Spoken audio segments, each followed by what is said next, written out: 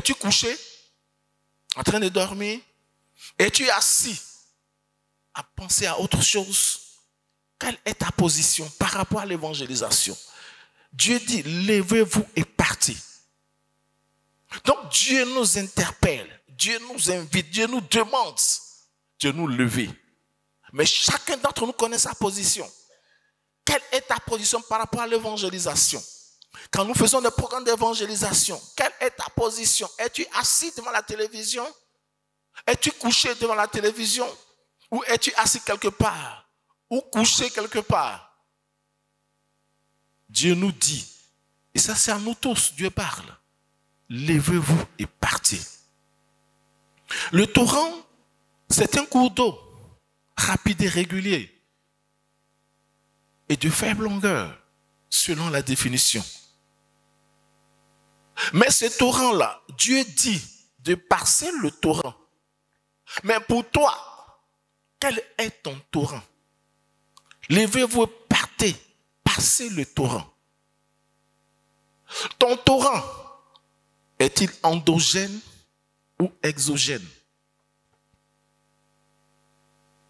Ce torrent-là, que Dieu montre ici, quand il est exogène, on voit par la suite, et on verra cela, Dieu équipe. Parce que Dieu ne nous envoie jamais en mission sans nous équiper.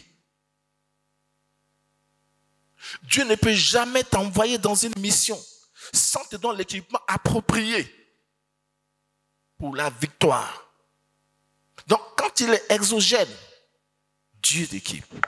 Mais lorsqu'il est endogène, ta volonté est importante. Quand le torrent, l'obstacle,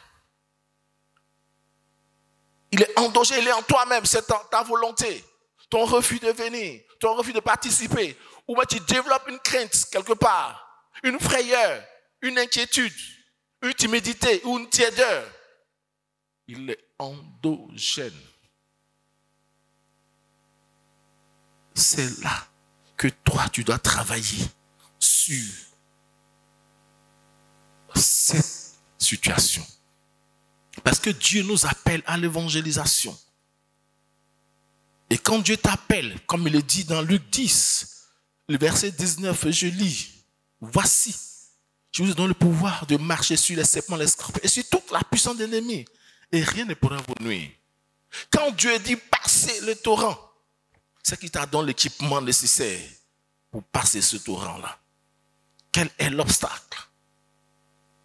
Qu'est-ce qui t'empêche de pouvoir amener des personnes au Seigneur? Qu'est-ce qui te limite dans l'évangélisation?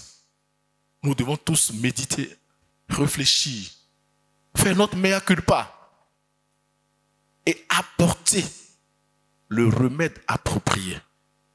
Apporter la solution appropriée. Apporter la réponse appropriée. Chacun de nous fait son mea culpa. Parce que Dieu nous dit, Dieu nous lève. Il connaît notre position. Et nous connaissons. Il dit, levez-vous. Levons-nous. Et partons.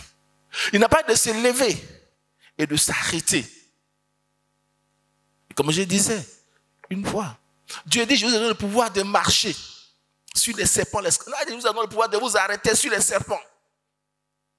Parce que si tu t'arrêtes sur le serpent, c'est bien. Il est bloqué. Il est limité là. Il ne peut plus avancer. Mais ce qui va le réjouir, vous êtes bloqués ensemble. Parce que tu ne bouges pas. Mais Dieu dit marcher. Ça veut dire que progresser. Tout en écrasant l'ennemi. Et c'est ça qu'il nous dit. Il n'est pas dit de vous lever simplement. Il ne nous invite pas à nous lever simplement. Mais de partir, de progresser, d'aller vers